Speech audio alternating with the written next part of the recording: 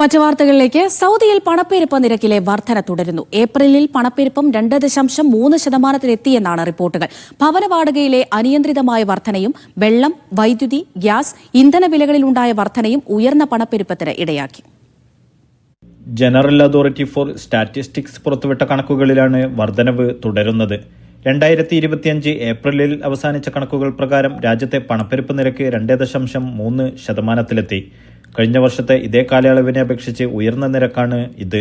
എന്നാൽ തൊട്ടുമുമ്പത്തെ മാസത്തെ അപേക്ഷിച്ച് വർധനവോ കുറവോ അനുഭവപ്പെട്ടിട്ടില്ല. മാർച്ചിലും ഇതേ നിരക്ക് തന്നെയായിരുന്നു അനുഭവപ്പെട്ടിരുന്നത്.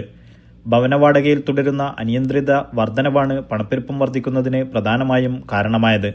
ഏപ്രിലിൽ രാജ്യത്തെ ഭവന വാടക നിരക്ക് 11.9% വരെ വർധനവ് രേഖപ്പെടുത്തി. ഇതിനു പുറമെ വെള്ളം, വൈദ്യുതി, ഗ്യാസ്, മറ്റിന്ധനങ്ങൾ എന്നിവയുടെ വിലയിൽ 6.8% വരെ വില വർദ്ധിച്ചു. എന്നാൽ ഗൃഹോപകരണങ്ങൾ, ഫർണിച്ചറുകൾ, റെഡിമെയ്ഡ്സ് ആൻഡ് ഫുട്വെയർ എന്നിവയുടെ വിലയിൽ 1.2 മുതൽ 3.2% വരെ വിലക്കുറവും പോയ മാസത്തിൽ രേഖപ്പെടുത്തിയിട്ടുണ്ട്.